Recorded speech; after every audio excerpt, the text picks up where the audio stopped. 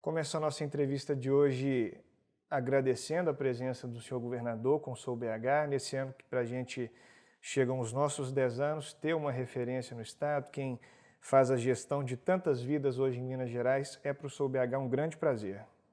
Prazer é todo meu, Rafael. Agradeço muito a oportunidade de estar aí com você. Seja bem-vindo. Muito obrigado. E, governador, pensando ainda que na primeira metade, da sua jornada enquanto gestor do Estado, eu imagino que entre aquilo que antes imaginava, antes pensava, antes calculava que encontraria, a própria eleição já chegou a ser uma certa surpresa, a chegada no segundo turno, depois vencendo com uma larga escala de diferença.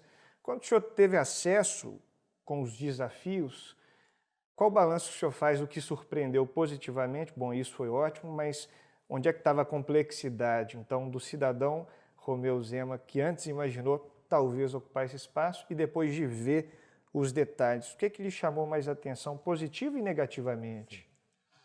Bom, Rafael, eu diria que tem muito mais aspectos positivos do que negativos.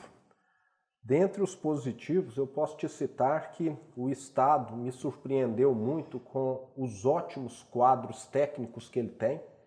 Nós temos aqui profissionais excelentes.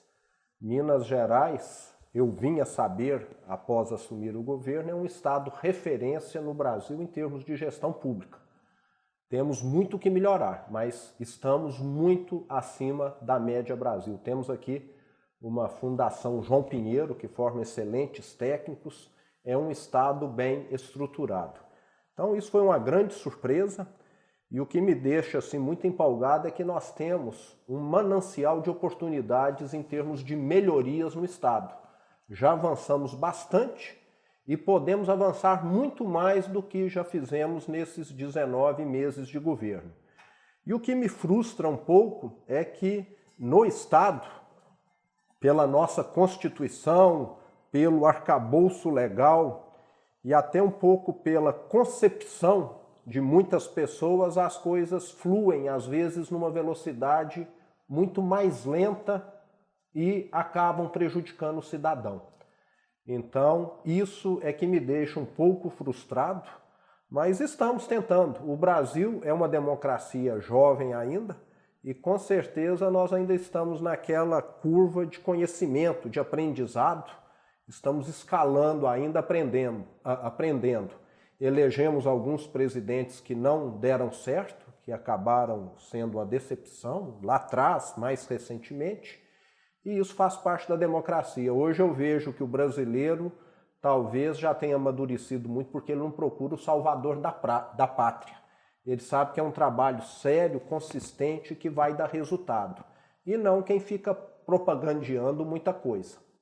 Agora, imagino que são tantas áreas e tantas temáticas, mobilidade, saúde, meio ambiente, economia, comércio, enfim, quando o senhor se deparou com o mapa dos desafios, economia, imagino que alguns tenham saltado aos olhos num primeiro momento, embora o senhor um grande empresário, historicamente falando, mas em termos de complexidade. Então, para o senhor, no primeiro momento, o que foi mais desafiador por ser difícil, seja por uma herança que o Estado carregasse, seja por serem áreas que envolvem diferentes instâncias, diferentes prateleiras? Então, se o senhor pudesse eleger, no primeiro momento, uma área que o senhor pensou, essa vai ser complexa, vou encarar, claro, Sim, mas é mais complexo do que eu imaginava. O que é que Minas Gerais tem de difícil no seu aspecto da gestão pública?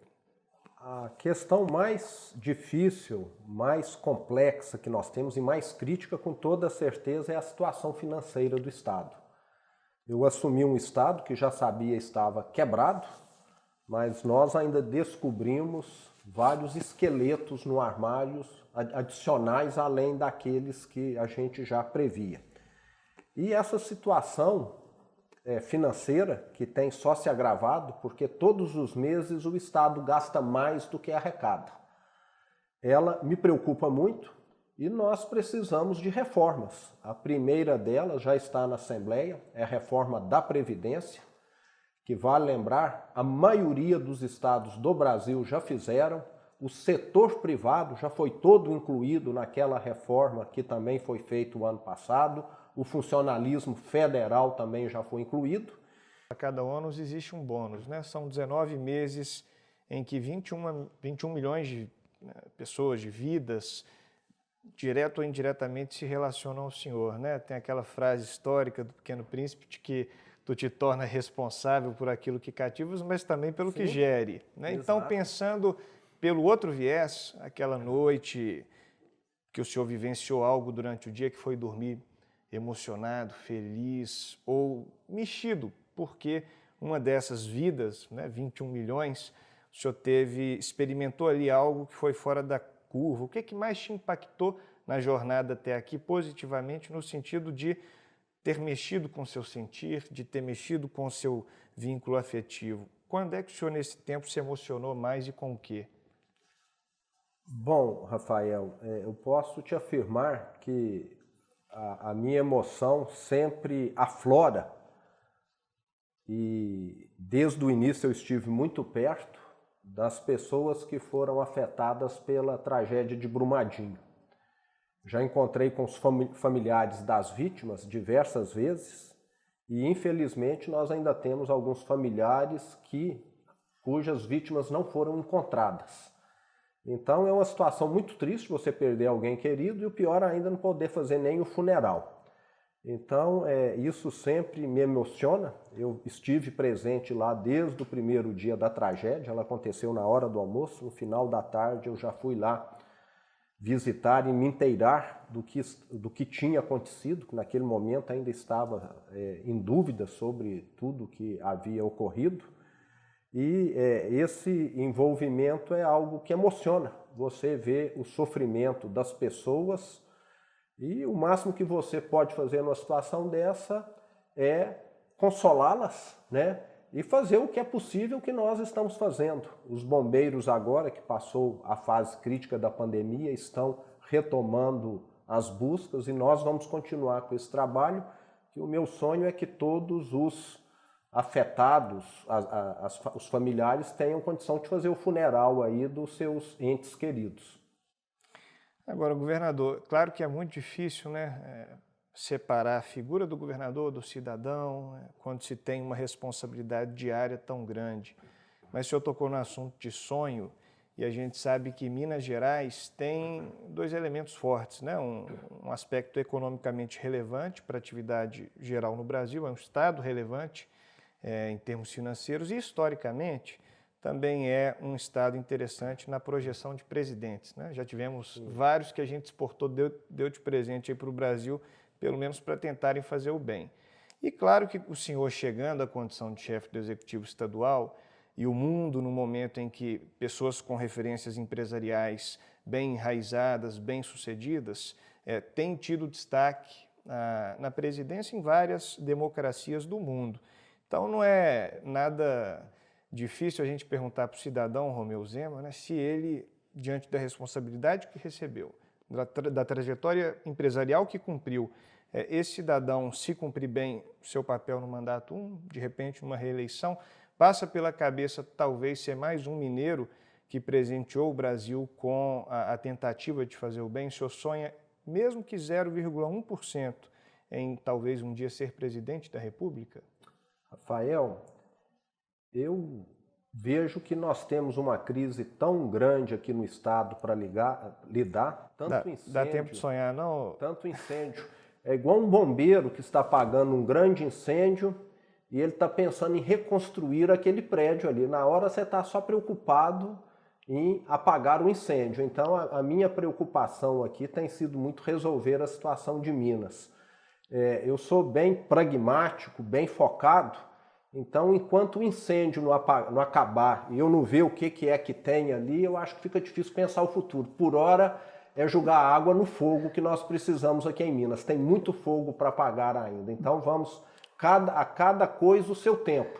Pelo que você está me falando aí, é como se um estudante que está querendo fazer medicina, antes de estar pensando em passar no vestibular, já estivesse pensando no hospital que ele vai construir depois de médico. Então, vamos focar em passar no vestibular primeiro, que é resolver os problemas de Minas. Brincando com o senhor, quem assiste série de medicina já pensa até o cérebro que vai operar. E o bombeiro também dorme.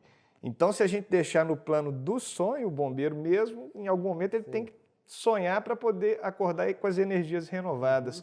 Então, é correto dizer que até o presente momento o senhor nunca sonhou nem por um segundo? Não. Há 3 anos atrás eu nunca tinha sonhado em ser governador de Minas. E chegou a hora, teve o convite, que eu aceitei, apesar de saber que a chance era mínima. Então eu vejo que na vida algumas coisas a gente planeja, outras acontecem. E essa aí eu acho que está no campo das que acontecem. Entendi. Tá certo? Tá certo, bem esclarecido. Isso.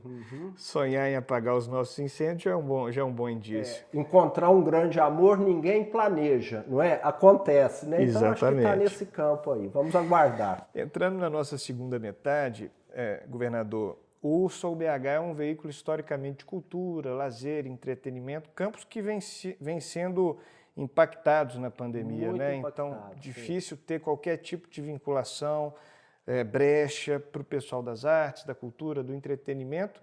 E, claro, o senhor precisa, mesmo nesses momentos, encontrar formas de fazer com que a arte e a cultura cheguem até as pessoas. O que o senhor, nesse contexto de pandemia, tem...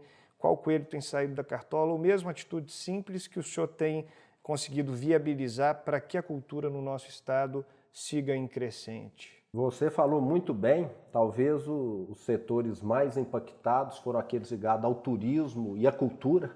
Inclusive nós temos exatamente aqui a Secretaria de Turismo e Cultura, né?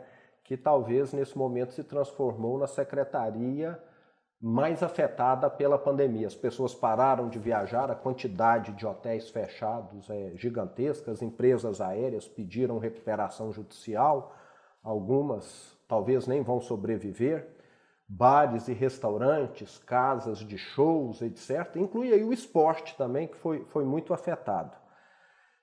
Nós temos feito tudo que está ao nosso alcance, mas como a pandemia não permite a aglomeração de pessoas, e quando se fala em evento cultural, em evento esportivo, geralmente isto envolve a aglomeração, fica muito difícil nós, neste momento, estarmos tendo uma solução que resolva tudo. Mas eu posso te dizer que aquilo que está ao nosso alcance nós temos feito. Não vou dizer que resolve todos os problemas. O ideal seria surgir uma vacina e nós voltarmos a ter a vida normal. Mas nós disponibilizamos via BDMG, que é o Banco de Desenvolvimento de Minas Gerais, como nunca na história, recursos para micro e pequenos empresários de todos os ramos, incluindo aí turismo, cultura, etc. Porque muitos têm até negócios bons, mas que ficaram sem oxigênio.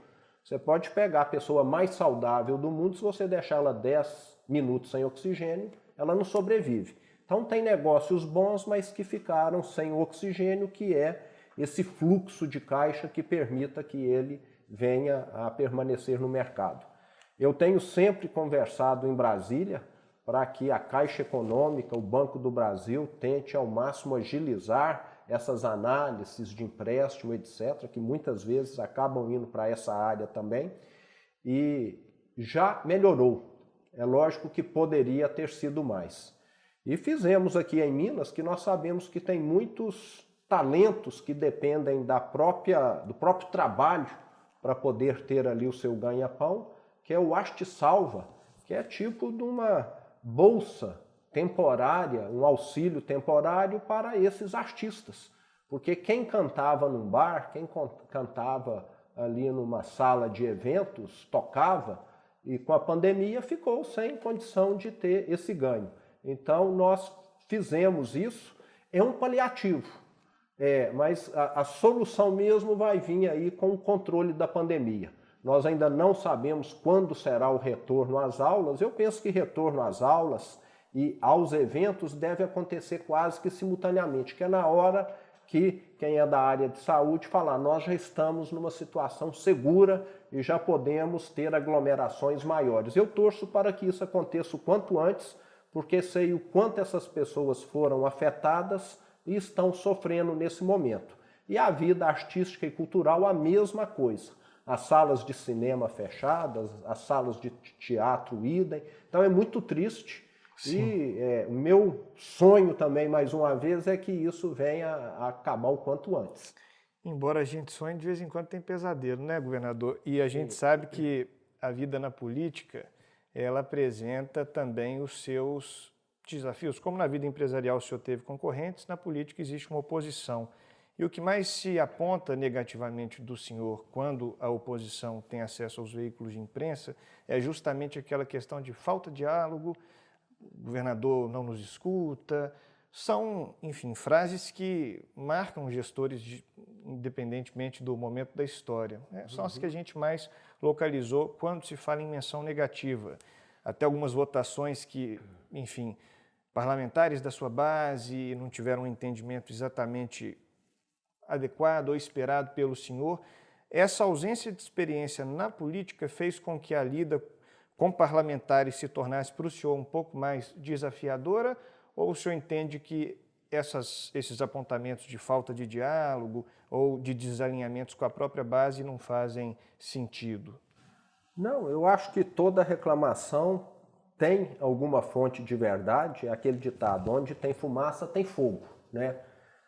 Se quem está nos assistindo tem uma namorada e uma esposa que está reclamando de diálogo, de conversa, com certeza pode dialogar e conversar mais, não é isso, né? Mas nós temos de observar que a situação do Brasil após essa última eleição, na qual eu fui eleito, foi uma situação em que todos os parlamentos saíram empoderados. Você vê em Brasília mesmo como o Congresso tomou um protagonismo muito maior do que tinha antes. O que existia antes, tanto a nível federal quanto estadual, era que tanto o presidente como governadores conseguiam, de certa maneira, ter um controle bem maior dos parlamentos, via emendas parlamentares ou com um menor número de partidos e coalizões que conseguiam dar uma certa governabilidade. Nós tivemos uma eleição que pulverizou muito, então isso contribuiu para que ficasse muito mais difícil isso. E no meu caso em particular, eu ainda tenho uma dificuldade. Eu sou o primeiro em cargo executivo eleito pelo Partido Novo, então dentro do próprio partido eu não tive ninguém em quem me espelhar.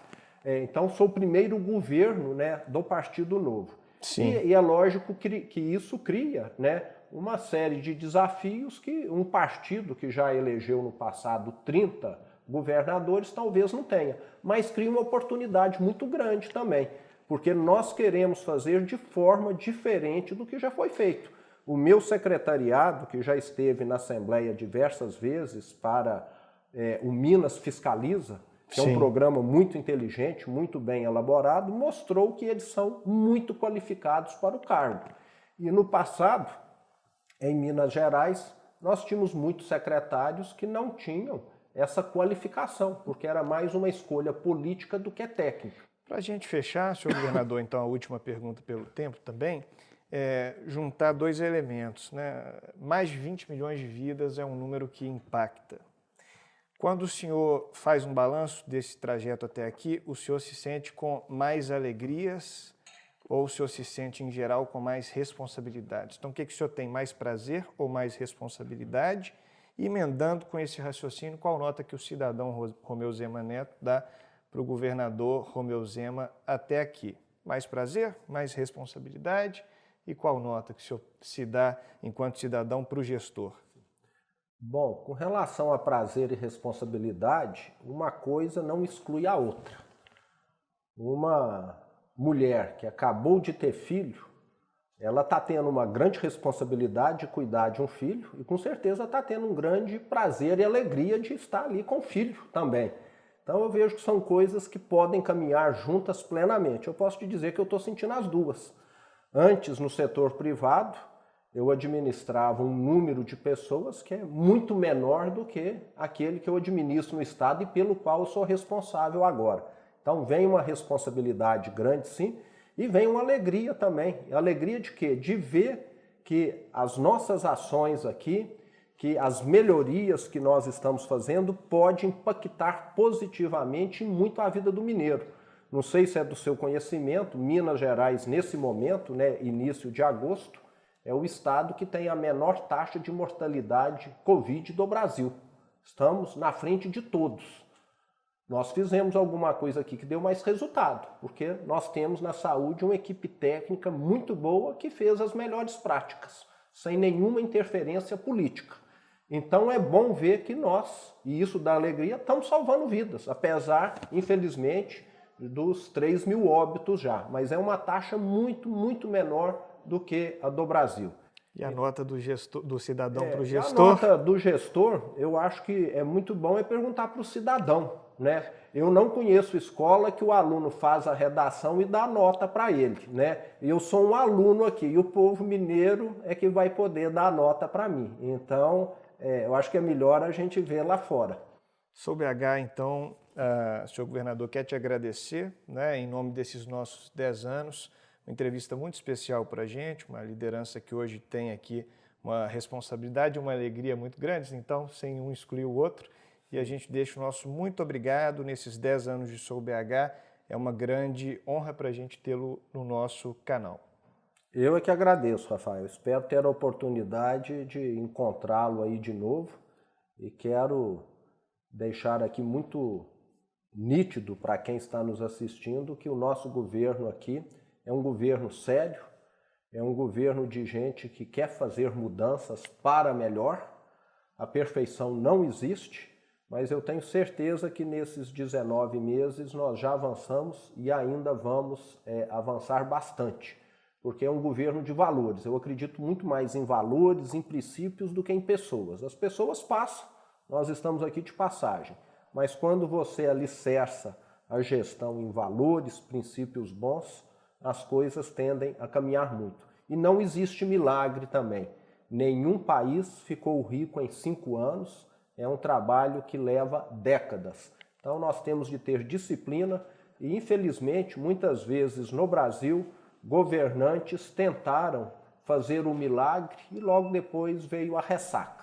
Então nós precisamos ter essa constância, é ir sempre no rumo certo. Aí uma hora a gente chega lá. Muito obrigado, senhor governador. Eu que agradeço. Gostaria de dar os meus parabéns para o Sou BH, que está completando 10 anos de existência. A nossa vida cultural aqui na região metropolitana, em Minas Gerais, é muito valorizada por esse meio de comunicação e fica aqui o meu desejo que essa data se repita muitas e muitas e muitas vezes.